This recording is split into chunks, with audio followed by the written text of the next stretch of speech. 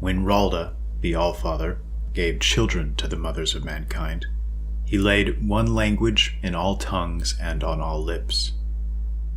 This gift Ralda bestowed upon men to be used for letting each other know what must be avoided and what must be pursued to find happiness and hold it for eternity. Ralda is wise, good, and all-foreseeing. As he knew that luck and happiness must flee from earth when malice can deceive virtue, he attached an equitable property to this language. This property consists of the impossibility to tell lies or speak deceptive words without stammering or blushing, by which means the evil-hearted can instantly be identified. Because our language thus leads to luck and happiness, and helps beware of evil inclinations, its name, God's language, is fully justified, and all those who hold it in honor benefit from it. However, what happened? As soon as deceivers arose among our half-sisters and half-brothers, who presented themselves as God's servants, things instantly changed. The deceptive priests and the bitter, cruel princes, who always conspired together, wanted to live as they pleased and bypass God's laws. In their wickedness, they have invented different languages, so as to be able to speak secretly in the presence of others about all evil things and about all unworthy things, without a stammer betraying them or a blush tainting their faces. So what was born from that? Just as the seed of good herbs germinates under the ground when it was openly sown by good men in the bright of day, so time brings to light the harmful herbs that were sown by evil men in secret and in darkness. The dissolute girls and unmanly boys who prostituted themselves to the vile priests and princes elicited the new languages from their bed partners. That is how they spread among the peoples, until they altogether forgot God's language. Would you like to know what became of this? Now that stammering or the face no longer give away their evil thoughts, virtue has vanished from their midst. Wisdom followed, and freedom also left. Unity got lost, and discord took its place. Love has fled, and promiscuity shares a table with envy. And where once justice ruled, rules now the sword. All have become slaves, the populace of their masters, and the masters of envy, addictions, and greed." End quote. This powerful passage fascinates me, and it's a testament to the efficient communicative power of the Oera book, a text in which nearly every line seems crafted to be fundamentally informative or useful to readers of future generations. This is true to such an extent that even if I discovered beyond any shadow of a doubt that the work was a complete invention, I'd still want to share it far and wide, for the same reasons that parables of the sages are so important, or the greatest works of fiction writers of the highest order. This topic alone, that is to say the nature of language, its importance, and its role as both cause and effect of the health and harmony of a people or culture, is worthy of an entire video series. It's impossible to overstate the shaping and molding power of language. A people that prize justice and noble virtues will, if left to their own devices, inevitably and naturally over many generations, craft a language that reflects an honest and genuine nature. A people for whom shrewdness and guile and intrigue are paramount will craft a very different sort of language over time. And while the former language may be vastly superior with regard to cultivating harmony and balance and high culture, the latter would be far more effective as a utilitarian tool for gaining power. Languages are essentially an outward manifestation of a people's inner character, and develop according to their highest aims and values. To give a random example, scholars now speculate that Yiddish isn't just, quote, bad German, but also contains a mixture of Iranian and Slavic influence, and was likely developed by Ashkenazi merchants on the Silk Road as a means of being able to discuss business matters without outsiders understanding what was being communicated. It apparently contains over 250 words related to buy or sell. for the same reason that early steppe people's vocabularies had so much horse and wagon or chariot verbiage, and perhaps why the OLB language is so oriented towards water and sailing, with the term steersman being used well over 30 times throughout. Even the most seemingly simple anecdotes in the work carry powerful and straightforward lessons. Quote, "Imagine there was once a peat fire. 3 children had climbed onto a gravestone to escape it. Wind stoked up the fire. They screamed and their mothers were desperate. Then Adela came, crying, 'What are you waiting for? Try to help them and Ralda will give you strength.' She hurried to the thicket, grabbed some alder trunks, and built a bridge. Then the others came to help save the children. They return here every year with flowers." End quote.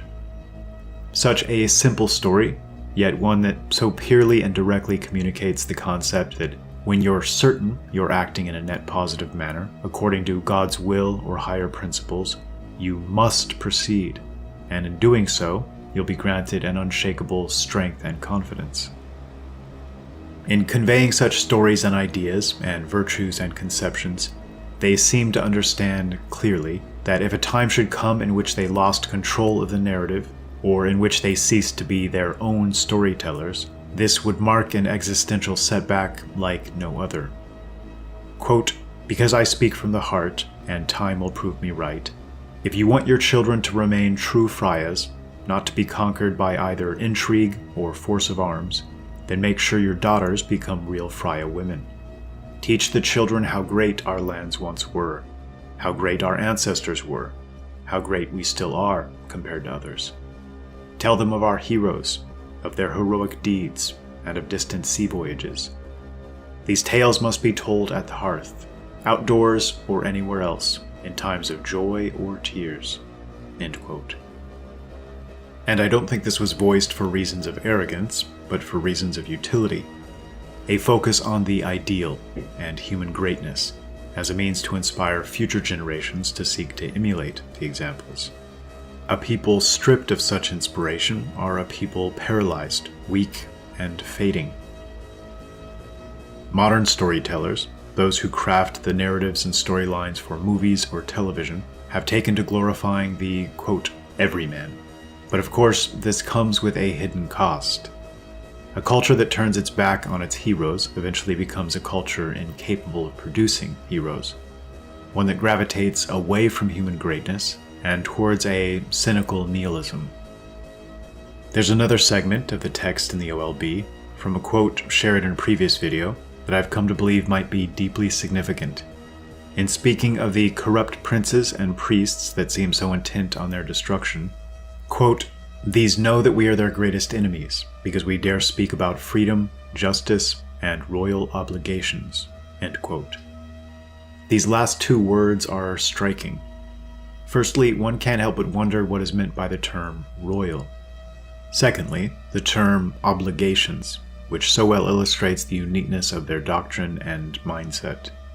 Power is approached as the ultimate responsibility, not a privilege, something to be shouldered as a benevolent shepherd seeking the betterment of all peoples. With regard to the modern path of our church, it's become more common in recent decades to speak of a, quote, Judeo-Christian ethic in the West. But many Christians may be shocked to discover that the most beloved rabbi of the modern era, whose funeral in 2013 was the largest ever in Israel, repeatedly spoke in glowing terms about the enslavement of all non-Jews. Quote, "Goyim were born only to serve us. Without that, they have no place in this world." And, quote, "Why are Gentiles needed? They will work, they will plow, they will reap. We will sit like an effendi and eat. That is why Gentiles were created." End quote. I sincerely believe these to be opposite ends of the ideological spectrum. The moment power ceases to be wielded by a loving hand is the moment cultural and spiritual degeneration begins to set in, and the Oera book positively radiates with this understanding. And yet, this loving hand needs to be strong, wise, and far-sighted. Because truly benevolent leadership seeks the improvement and betterment of the human condition, it must act prudently. It can't be an enabler of bad behaviors, or act in a manner that fails to consider the consequences. If one gives a hungry man a fish instead of teaching him to fish, they may actually be doing more harm than good, and furthering his dependent instincts. If a dangerous and wounded wild animal is taken into a home and ends up mauling a young child, this isn't an act of kindness in the broadest sense, even if the impetus was to help, but rather one of immature irresponsibility. And this is the stark contrast between the timeless wisdom expressed here relative to what passes for wisdom in our age. A fatherly wisdom, actively considering the ramifications of one's actions in totality, relative to what seems to be a more one-dimensional expression of superficial love or kindness that may cause an individual to feel virtuous and yet have profoundly net negative results in the longer term. When such behavior becomes incentivized and socially advantageous, it then becomes endemic, and individuals everywhere, especially those most ambitiously seeking power and influence, begin to engage in destructive and degenerative behavior, presented or framed as the opposite. As individuals become more dependent, atomized, and domesticated, they're far more likely to outsource their thinking to a consensus-based expert class. And often this expert class swiftly becomes a cherry-picked selection of those men proven to be the most malleable, most willing to serve money, social advancement, and thus, ultimately, those forces pulling the strings behind the scenes. In the culture the OLB speaks to, foresight, coupled with healthy perspective and orientation, was all important. In the section subtitled How We Lost Our Denmarks, they speak of a subset of their people refusing to heed the warnings to avoid excessive trade of an unhealthy sort with neighboring populations. Necessities and fundamentals were traded away to foreign peoples, even weapons and in some cases storehouses of food, in exchange for things like jewelry and exotic adornments, only to have an exceptional famine then set in. Quote, "Their bodies were nicely decorated, but their warehouses were empty. Just 100 years after the day that the first ship with provisions had left, poverty and deprivation entered through the windows. Hunger spread its wings and landed. Discord marched loudly through the streets and into the houses. Love became homeless and unity deserted. The children wanted food, but their mothers had only jewelry." End quote. The corrupt princes of neighboring regions were thus able to get their foot in the door, due to a lack of vigilance, greed, and poor judgment. They seem to have seen, clearly, the power of money, specifically as a tool of conquering by indirect means. And again, their mindset here is very reminiscent of the Spartans, and of the earliest accounts of the Scythians.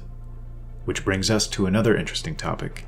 Quote, "The nation of the Scythians was always regarded as very ancient, though there was a long dispute between them and the Egyptians concerning the antiquity of their respective races. The Egyptians, being confounded by these arguments, the Scythians were always accounted the more ancient." End quote. You may recall this quotation from the previous video on the Scythians. I mention it again because a curious parallel appears in Herodotus.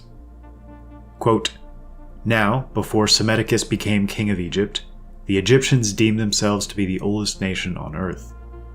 But from this point, he desired to learn, on becoming king, what nation was oldest. They have considered that, though they came before all other nations, the Phrygians are older still." End quote. This Egyptian king then supposedly devises a strange, and some might say cruel, test. Taking 2 newborn children, he gave them to a local shepherd to raise in complete isolation, to avoid exposure to all spoken language. Quote, "He desired to hear what speech would first break from the children when they were past the age of indistinct babbling." End quote. At long last, it's said that both of the children began to use the Phrygian word for bread, and the Egyptians are said to have been convinced the Phrygians were the more ancient of the two. I mention this not only because the striking similarity with the Scythian anecdote is fascinating, even hinting that these two people groups may have been conflated with one another, but also to point to a possible connection to the Phryans of the OLB and the Phrygians of the modern age. they had a tradition of a, quote, great mother, which later developed, one might say degenerated, into outright worship, in the guise of Sibyl in ancient Greece. Strabo considered them part of a wider Thraco-Phrygian grouping of peoples, and Homer called them the, quote, people of Atreus and godlike Mygdon, being one of the many writers that equates them with the Mygdones and Bebryces, both being Indo-European peoples thought to have come from the Balkans. Gordius, of legend, was a Phrygian king, responsible for the famed Gordian knot, which Alexander the Great later untied before going on to conquer most of the known world. They also have very strong connections to Troy, and keep in mind their storied Phrygian cap has been associated with powerful notions of freedom and liberty to this day. And it's not just the Phrygians, but probable connections seem to exist to several ancient peoples with the PH prefix. The Phocians, the Phociaeans, even the Phoenicians, as mentioned earlier, are cited in the OLB very directly as a mixed or bastardized offshoot, a people they mention as having taken to owning and trading slaves in large numbers, who they then heavily intermarried with over time. Much like the Phrygian people, the Phoenicians are spoken of as an excessively wide-ranging seafaring race, and though the references are sparse and sporadic, the historical record seems to indicate they gradually became more corrupt and degenerate, eventually leading to open conflict. Like the Phrygian people, or perhaps as offshoots or subsidiaries of them, they were likely responsible for many of the incredibly large-scale mining operations, many of which have remained an ignored mystery to this day, in places like Cornwall, Wales, and the Eastern Mediterranean. Some even believe the exceedingly large mining operations on the east coast of North America and into the Great Lakes region are a result of one or both of these people. The Phrygians speak of a custom of banishing the most criminal elements to mining territories, and thus speaks of Britain in their day as the land of the banished. And they also mention, clearly, avoiding metal and resource extraction for the purpose of mere profit, but rather only for common use. It's easy to imagine a population subset no longer wanting to abide by such restrictions and becoming a breakaway merchant class, but this is pure speculation on my part. The Phociaean connection may be one of the most interesting of all. Outside of the very oldest root historical works, there exists little mention of these people. But the manner in which they're mentioned is fascinating. Firstly, their historical record as a people, as told by several different ancient historians, seems to tally very closely with the Phrygian race in the OLB. Herodotus calls the Phociaeans the first Greeks to make long sea voyages. And then there are the semi-legendary Phaeacians, whom Homer's Odyssey marks out as excellent sailors, living in a location beyond the Pillars of Hercules, as the furthest point in his journey before returning. It speaks of Odysseus, quote, after a perilous voyage of 20 days upon a raft, he is to reach fertile Scheria, the land of the Phaeacians, who are near of kin to the gods, and will honor him as though he were one of ourselves, end quote. Some scholars, having examined the work and the geography of Homer, have suggested that Scheria was located in the Atlantic Ocean. Among them were both Strabo and Plutarch. Some even speculate this Scheria might be the Shelled Estuary territory in Europe, which plays such a key role in the OLB. And the famed Ulysses himself is given direct mention in the work.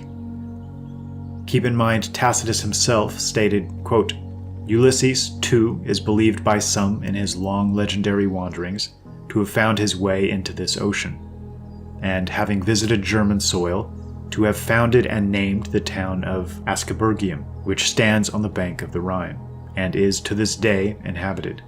They even say that an altar dedicated to Ulysses, with the addition of the name of his father, Laertes, was formerly discovered on this same spot, and that certain monuments and tombs with Greek inscriptions still exist on the borders of Germany and Rhaetia, end quote. And in Book 13 of his Odyssey, Homer referred to Neptune and the Phaeacians and pinned down these most revealing words, quote, But Neptune did not forget the threats with which he had already threatened Ulysses, so he took counsel with Jove. "Father Jove," said he, "I shall no longer be held in any sort of respect among you gods, if mortals like the Phaeacians, who are my own flesh and blood, show such small regard for me." End quote. As with so much written in this style, much of it is fantastical and embellished for poetic effect. For example, he claims these Phaeacians' craft were vehicles capable of flight and were controlled effortlessly by thought alone. Yet, these embellishments may well be built upon a seed of truth. And there's another fascinating story involving Alexander the Great, very reminiscent of his reported interactions with the Scythians, in which they seem to recognize a kinship and quickly turn potential hostility into fruitful alliance and friendship. Quote, "Ludger, the rear admiral of Vichard, became my comrade and later my friend. From his diary I got the following history. After we had lived at the Five Waters, Punjab, for 1200 and twice 12 years, in which our marines had explored all possible seas, Alexander the King came with a mighty army, moving downstream along the river towards our villages. No one could resist him, but we sailors living near the coast embarked with all of our portable goods and left. When Alexander learned that a great fleet had fled him, he became furious, swearing he would sacrifice all villages to the flames if we did not come back. Vichard lay ill in bed. When Alexander heard that, he waited until he got better, then he came to him, speaking most kindly, although he made threats just as before. Vichard answered, "O greatest of all kings, we sailors go everywhere. We have heard of your great deeds, so we highly respect your weapons and even more your intellect. But we are different. We are free-born, born of Freya. We can never be slaves. Even if I were to submit, the others would rather die, for that is our eternal law." Alexander replied, "I will neither take your land nor enslave your folk. All I want is to hire your services. I swear by our mutual gods that none will complain about me." When Alexander later shared bread and salt with him, Vichard chose the wisest option. He had his son retrieve the ships. End quote. Ptolemy's history claimed that the ships marshaled by Alexander totaled about 2,000, and, quote, "The sound of the simultaneous rowing by so many ships was like nothing else," end quote, with the coxswain shouting the in and out for every stroke. The riverbanks, often higher than the ships, funneled and amplified the noise, sending it reverberating from bank to bank, and here and there wooded hollows on either side acted as echo chambers. This must have been impressive to behold. From other ancient historians' accounts, it's reported that when Alexander sails into Sambagre, his ships so impressed those watching from the coast that they believed the army to be gods, and submitted immediately. Though the portrayal of Alexander in the work isn't entirely positive. Towards the end of his life, the Oera claims, quote, "Ralda deserted his soul, and in his arrogance he drowned himself in wine," end quote. And then, quote, "After his death, the empire was divided by his princes. They all were to guard a part of it for his sons, but they broke their oaths, and each of them wanted to keep and even increase his part. War broke out, and we could not return. Nearchus now wanted us to settle on the Phoenician coast, but none of us wanted that. We said we would rather risk going to Phria's land. Then he brought us to the new harbor of Athena, where to all true Phria's children used to migrate. From there, we shipped mercenaries, food supplies, and weapons," end quote. Thus sparked a return journey, much like the later Goths, back to Europe, according to the OLB.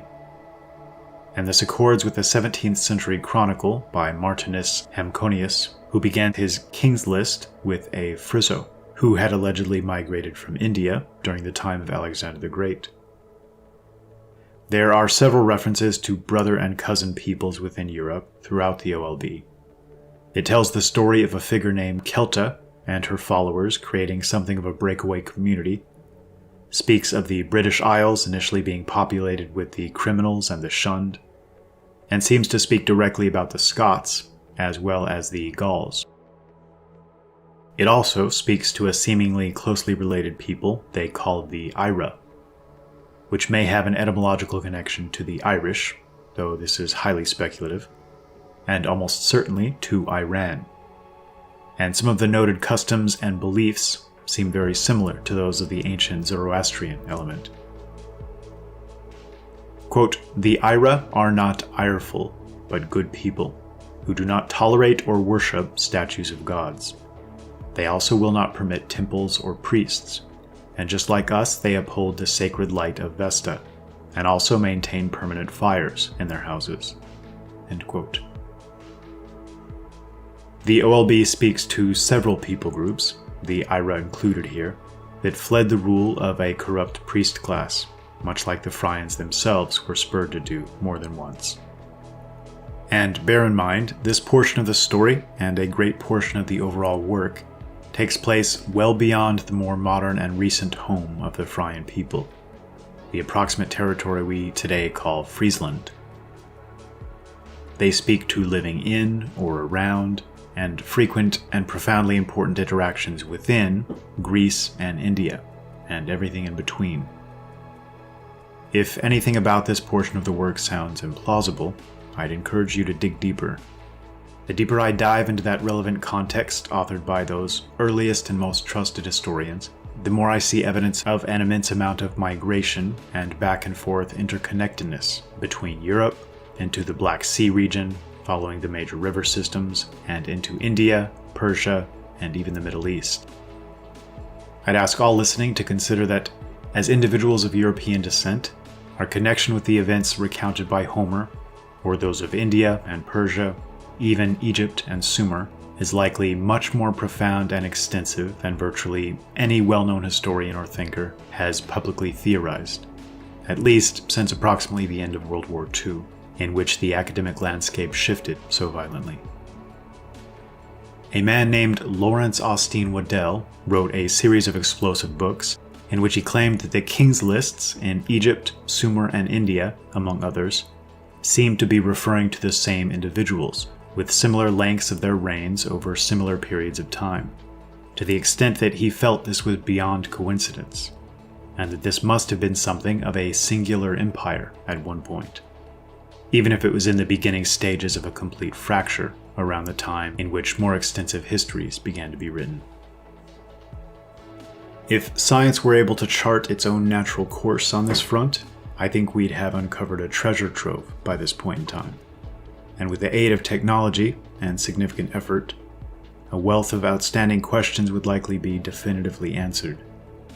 Though, as it stands, research and discovery on all these fronts couldn't possibly be more hamstrung or tightly controlled.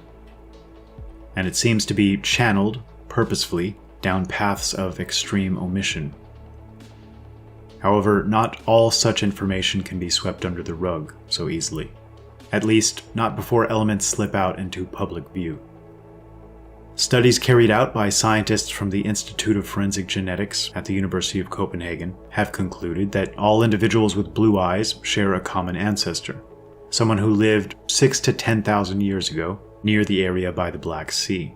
And this is the period of time and the region in which we first observe an explosion and spread of a people group most similar in physical appearance, spiritual practice, customs and traditions, and general characteristics to the later Arya.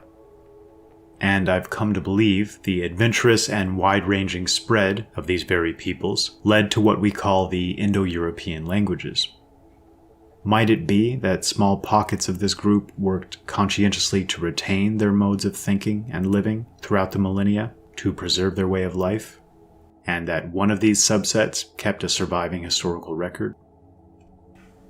Over the years, as I considered what traits and attributes a surviving core element of this ancient people group might have, assuming they were a powerful and influential people, acting as something of a governing head of a confederacy, I estimated they'd probably have resided in a strategic location, for reasons both military and economic. They'd likely have the best cattle and horses, essentially the most important currency of the day. They may have a greater preponderance of fairer hair or eyes, and almost certainly be a bit taller than the norm. And I long felt they'd likely have a culture and ethos that was stubbornly freedom-oriented, even to the extreme. And again, it's important to state that the Frisians of today certainly aren't a carbon copy of the Frisians of old, and there are raging debates as to just how closely they might be related. But it's interesting to note that their cattle are famed and have since spread across the world, including our own Holstein variety in the US, and are known as the highest production dairy animals. And the Frisian horse is perhaps equally exceptional and well known, and were the type that carried many medieval knights into battle. Also, individuals currently living in the provinces of Friesland and Groningen rank as the tallest people in the world, with the average male height of 1.83 meters and 1.69 meters for women, with some of the highest percentages of fairer hair and eye color. The Netherlands is still very fertile, being the second largest exporter of agricultural goods in the world, and the coastal territory occupied by the Frisian people is of immense strategic value, atop a most important river and at the intersections between the UK, Scandinavia, Germany, and Southern Europe. And the sentence emblazoned on the North Frisian coat of arms, a motto which seems to have become something of a national characteristic and stereotype, is "Better dead than slave." They also continue, to this very day, to make use of the six-spoked Yule or sun wheel, also called the Wheel of Time or Wheel of Fortune. And as previously mentioned, it's strikingly similar to the symbol often referred to as the Flower of Life, ranking alongside the swastika as perhaps the most commonly appearing symbols across the length and breadth of the world throughout history. It also makes sense that a seagoing culture might live at or below sea level near coastal harbors, and how a significant surprise flood might serve to all but obliterate such people. And this leads us to the mystery of Doggerland, a now submerged region of land that once connected Britain to the continent. The majority of what we know about this mysterious and intriguing landmass has been uncovered not due to historians and archaeologists, eagerly searching for clues to our past, but rather as a sad testament to our age and its orientation by oil companies. It's believed to have supported over 100,000 people at one time in the distant past, and many are now speculating this was once the very heartland of Europe. It's likely that the flooding that conquered this territory happened in more than just a singular event, with the first major event likely being a tsunami, perhaps somewhere around 6000 BC. Its highest point, still visible to this day, was called Heligoland, and was recognized by both the German Kaiser and later Hitler as an extremely important base of naval operations. Something strange occurs after World War II. This is the German island of Heligoland, the Gibraltar of the North Sea. Once a British possession, Heligoland was the key point of Germany's sea power. In World War II, it was Hitler's base for the Battle of the Atlantic. U-boat pens, gun emplacements, and underground storage tunnels are due to be blown up by thousands of tons of high explosive. They'll be fired by submarine cables and wireless transmission from the Navy ships 9 miles away. At the fourth pip of the BBC time signal, Lieutenant Commander Frank Graves of London pushes the button.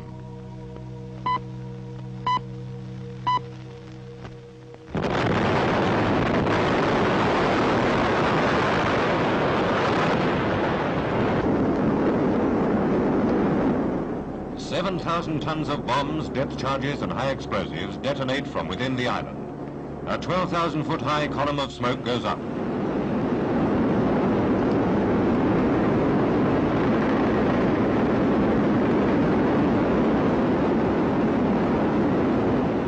Submarine pens, coast batteries, and 8.5 miles of underground tunnels are blown sky high.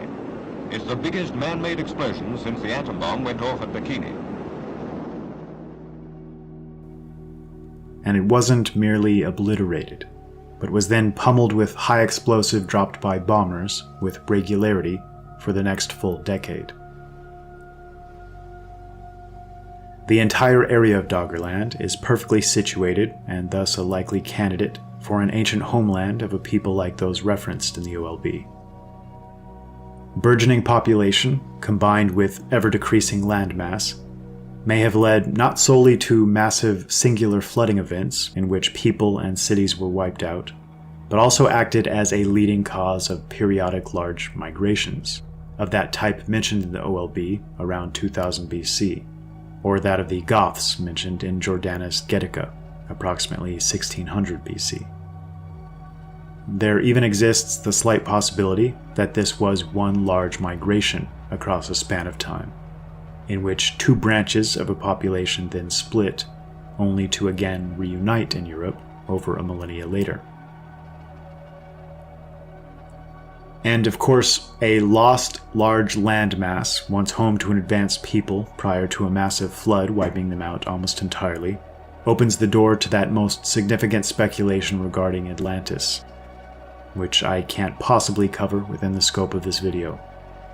But I will mention the intriguing and brilliant Swedish scientist and polymath Olof Rudbeck, who was all but certain this general territory was the location of that ancient land, and wrote a 2,500-page tome elaborating on the proofs. He connects the mythical Swedish king Adel to Atlas, and the Swedish mountain Atlifjäll, called Adel's Mountain, with the Atlas Mountains, and speaks to an old name for Sweden being Atland, which is, of course, a title that appears also in the Oera book. It's also important to mention that what scientists have dubbed the 4.2 kiloyear event, one of the most severe climatic events in the past 10,000 years, last occurred around 2200 BC, which aligns perfectly with the flood of 2190 BC, as recounted in the OLB.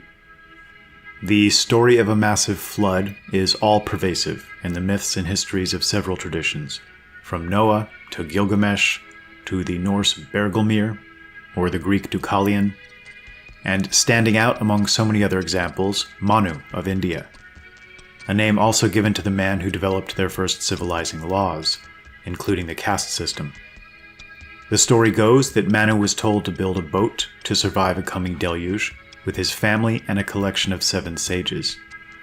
In fact, the Sanskrit term for human means of Manu, or children of Manu. I'm not sure it's a coincidence that the Roman historian Tacitus speaks of the Germanic people as recounting a Manus as their progenitor. Perhaps Solon, in Plato's Timaeus, spoke the truth, and several major natural disasters in our past have essentially wiped the slate clean, leaving behind only a remnant to remember, recount, and rebuild. The genetic picture is intriguing.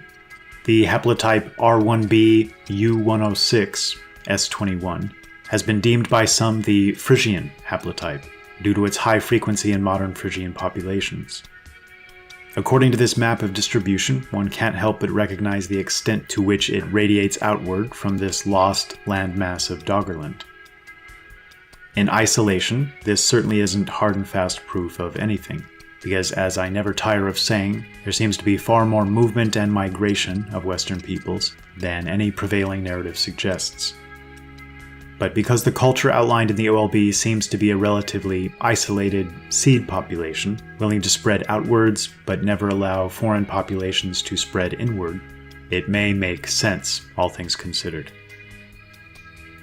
The population grouping created by academics according to pottery style, called the corded ware and beaker peoples, are likely key to unraveling this mystery. The group labeled the Dutch beaker peoples are especially interesting, as recent data seems to indicate this was a homogeneous population, and the British beakers seem to be their descendants. Quote, R1b U106 is a patrilineal descended family that appears to descend from an ancestral R1b group located among or near the Yamnaya culture, north of the Black Sea area. The group rose to significance in the area of present Germany and the surrounding areas, probably a bit before 3000 BC. Although U106 is found all over Europe and in countries that Europeans have migrated to, it is most significant in Germany and surrounding countries, Scandinavia and Britain. In its time frame of 3000 BC, U106 likely arose in the corded ware culture. Depending on which branch of U-106 a member descends from, the people on that branch adapted to a variety of different cultures along the way, including various derivatives of Slavic, Latin, Celtic, Belgic, Saxon, Viking, and other cultural groups. U-106 is a family, not a culture." End quote. And this last bit is significant. This seems to have been a small family of elites that adapted to or helped give rise to the most prominent cultures in the region, especially the Frisian, Dutch, English, German, and Danish. In fact, a significant percentage of Europe and Scandinavia's old royal houses, as well as the Romanovs, descend from a branch of U-106, labeled DF98. A worthwhile side note here: the very discoverer of DNA, Dr. James Watson, the brilliant scientist essentially destroyed for running afoul of the politically correct mob, as well as the notable advocate for genetic genealogy, Dr. Spencer Wells, who's also been essentially blacklisted in academia due to his public opposition to illegal Israeli expansion and settlements, are both members of haplogroup R1b U-106. It's been interesting to read several accounts of what's been called a significant dividing line between Western Germanic peoples and Northern Germanic peoples, beginning very long ago and only beginning to mend around 500 AD.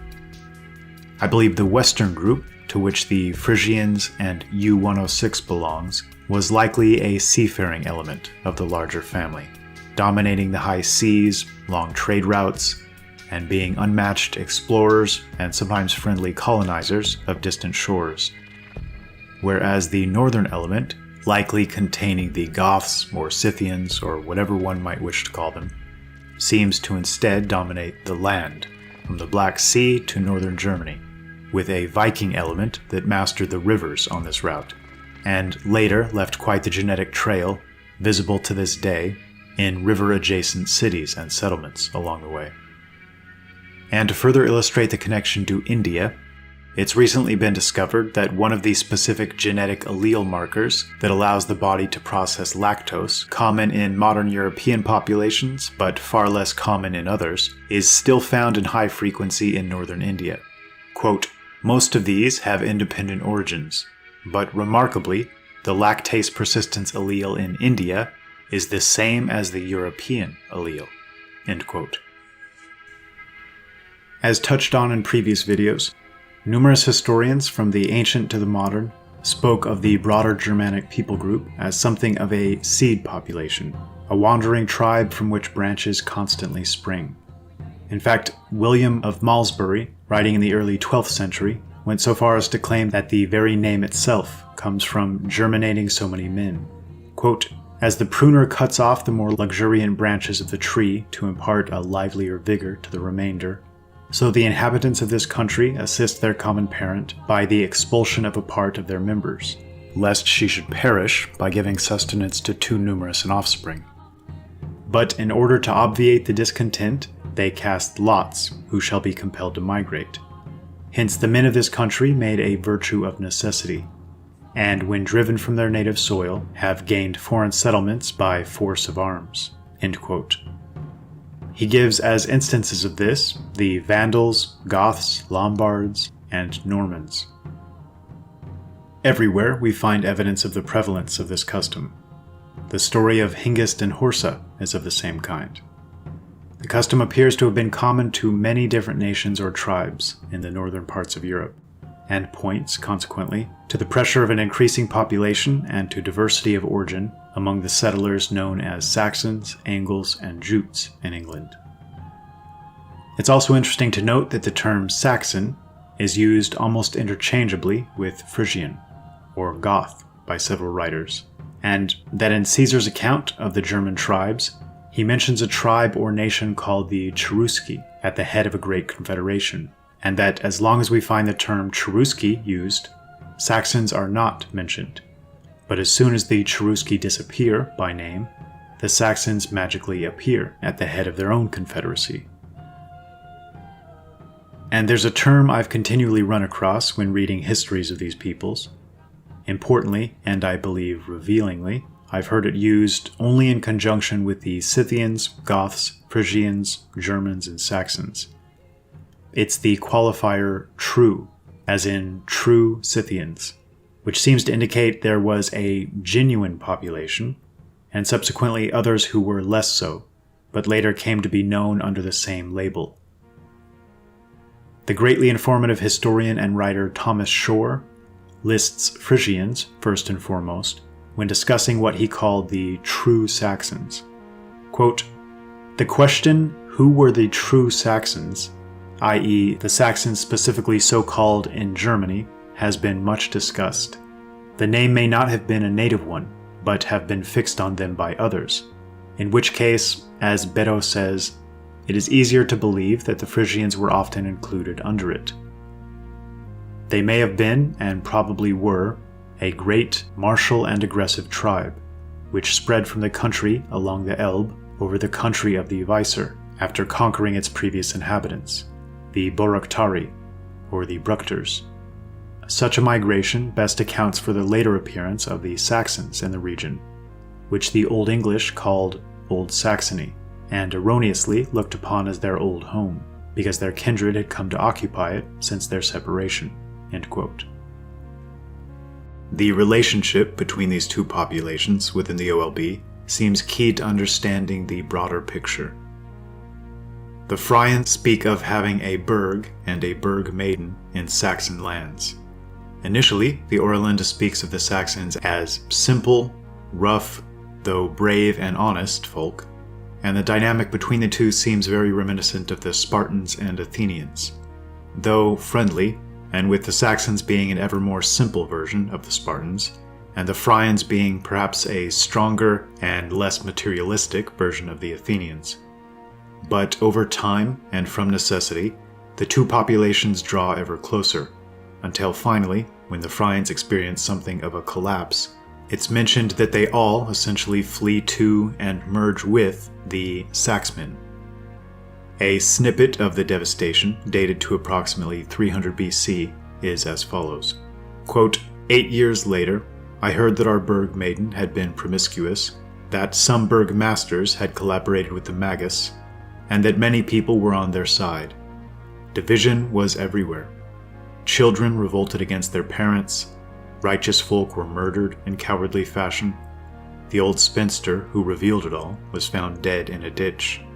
My father, who was judge, wanted her avenged. Soon thereafter, at night, he was murdered in his home.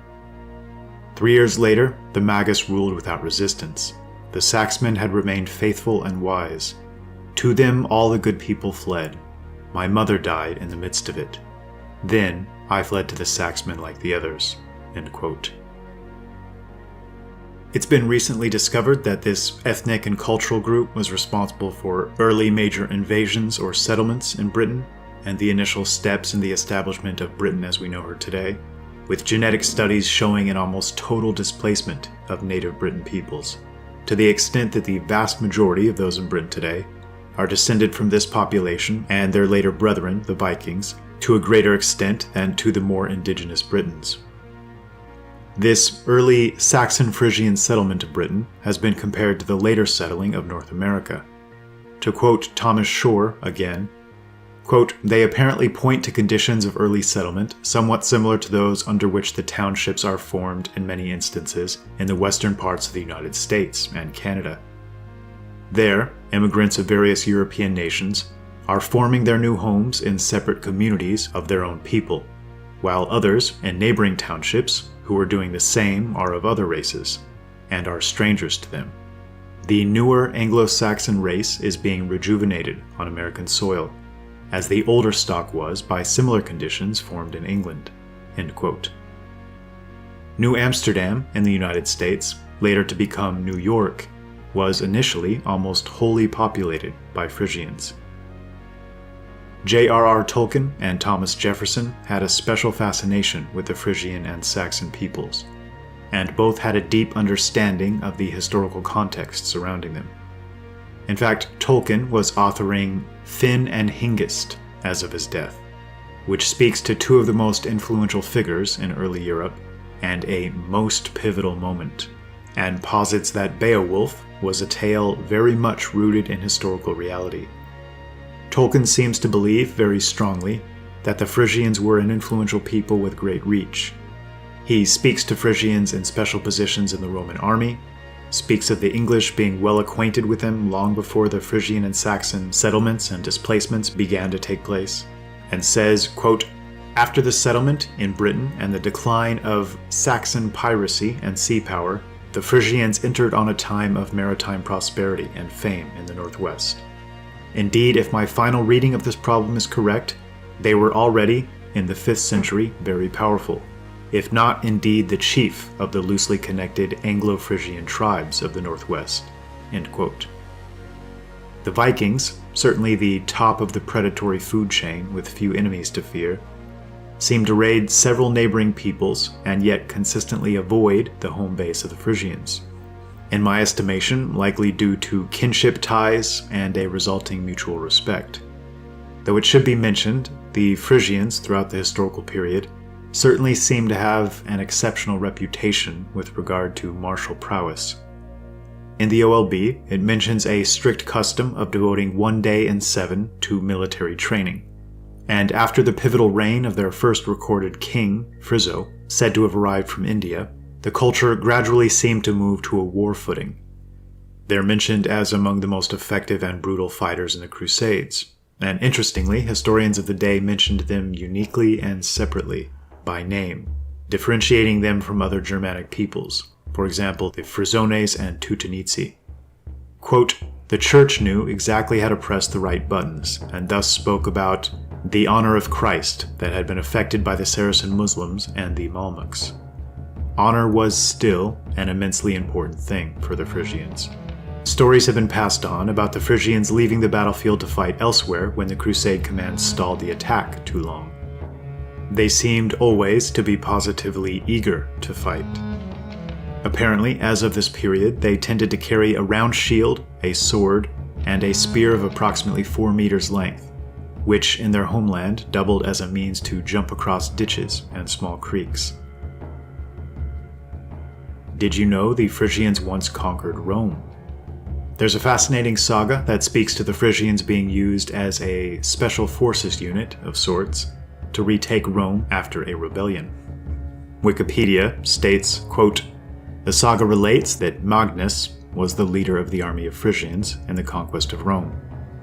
The eyes of Pope Leo III were pulled out, and he was expelled from Rome by a group of nobles who did not accept his authority. With 700 discerning Frisians, Magnus reconquered Rome from these nobles. They entered Rome at night by a small port that had become visible through low water level in the Tiber.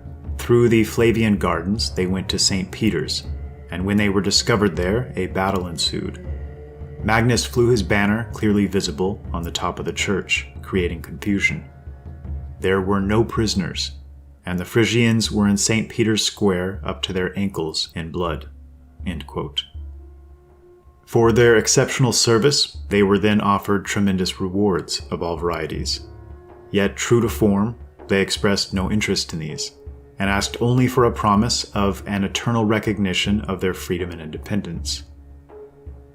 Though some academics consider this fanciful myth, I'm not sure why this is, as it's not only attested to in a 15th century account, but the prize they demanded, henceforth often referred to as the Carol's privilege, or Frisian privilege, was documented as being granted to them by the Holy Roman Emperors, William II and Sigismund, among others. Legend has it that Heo of Volvinga had fought in the 5th Crusade of AD 1217 and became famous for seizing the banner of the enemy during battle against the Saracens, using his trademark flail he had taken with him from the farm. When in the year AD 1147, the Crusade army was about to attack the Saracens who occupied the city of Lisbon, he addressed the soldiers, "My dear brothers, our hope rests on God, our Lord. Let us fight with joy for him and protect the land. Either we win or lose, we will be rewarded, for eternal life will be ours." After that, with great passion, they attacked, and the Frisians killed many thousands of Saracens. To mark their heroism, The Church of the Frisians in Vatican City was enlarged in the year AD 1141. The church still exists, and to this date, its pious Romanesque tower is the oldest in Vatican City. Though this enthusiastic participation in the Crusades might more justly be seen as an enthusiastic participation in warfare than an embrace or defense of the church. Perhaps more than any other people, the Frisians were extremely wary of the encroaching church. We don't have time to cover this in full within the scope of this production, but to engage in some highly speculative, educated guesswork, it seems as if the Frankish people were the first to strike a deal with the church powers, and were from this point forward used as enforcers, the military arm of the church, even battling their own kin in an attempt to bring them in line, in exchange for greatly increased wealth and power. This certainly occurred with the Goths and Frisians both, and these seem to be some of the most fierce battles of the age. Especially after reading the OLB, one might easily picture the Frisians viewing these priests as a potentially hostile element, perhaps even overtly suspect or unholy, seeking control and influence first and foremost. And this hostility to a church, seen as corrupt, certainly shouldn't be confused with a hostility to a belief in God, but rather the exact opposite. It's my opinion that their pure and deep belief was of a sort that they simply weren't able to tolerate middlemen and intermediaries whom they believed weren't truly holy men, worthy conduits with genuine intent.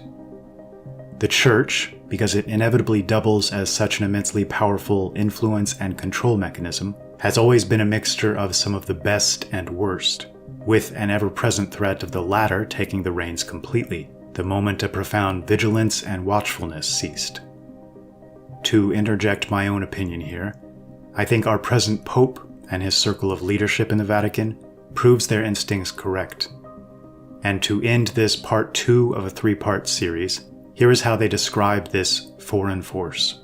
Quote, "Among Finda's folk there are witty men who, by their over-inventiveness, have become so corrupted that they convince themselves and their initiates that they are the best part of Ralda, that their mind is the best part of Ralda's spirit, and that Ralda can only think by their help.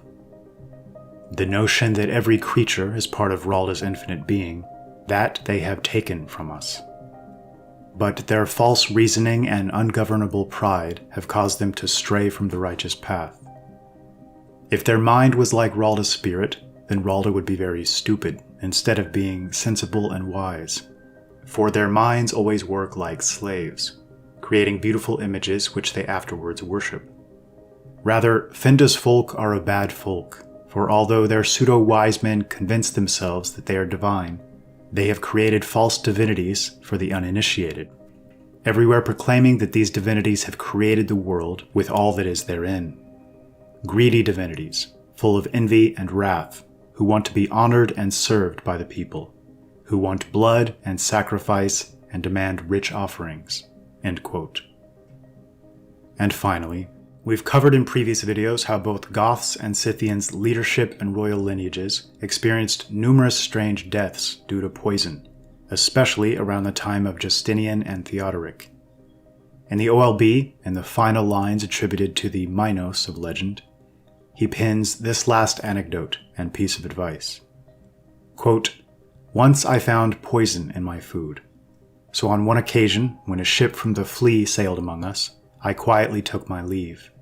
My own adventures aside, I merely want to say with this history that we cannot live together with Finda's folk, from wherever they may be, because they are full of false tricks, as much to be feared as their sweet wine with deadly poison." End quote. Until next time.